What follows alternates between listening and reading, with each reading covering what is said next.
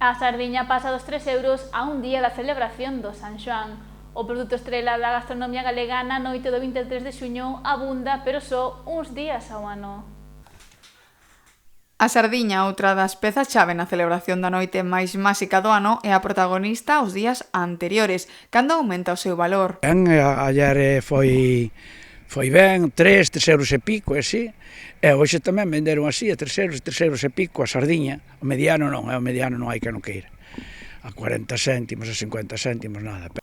O 23 de xuño é o día que máis sardiña consumes en Galicia. Non obstante, como apuntan algúns armadores de cerco, de Portosín o seu consumo nestes días non suple a carencia ao resto do ano.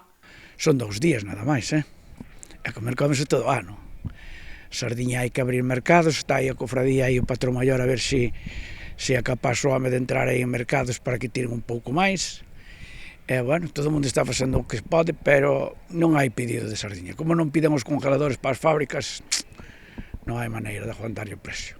E aínda que de cantidade os barcos chegan a cota dos 3.000 kilos estes días, as embarcacións precisan traballar todo o ano, non os días de máis demanda de sardiña, como é San Xoán e no San Antonio.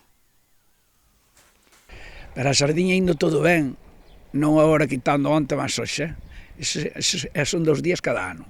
Bueno, máis San Antonio tamén vale. Pero os barcos tenen que defender todo o ano. Un barco pescando en cupo todos os días son 12.000 euros. 12.000 euros, un barco con 12 homes, un home leva 200 euros ao mar. Como non vai a buscar xente a Argentina para que vai ao mar, por 200 euros non vai nadie. Así que teñen que buscar a forma como sea, pero de levantar un pouco máis o precio da sardiña.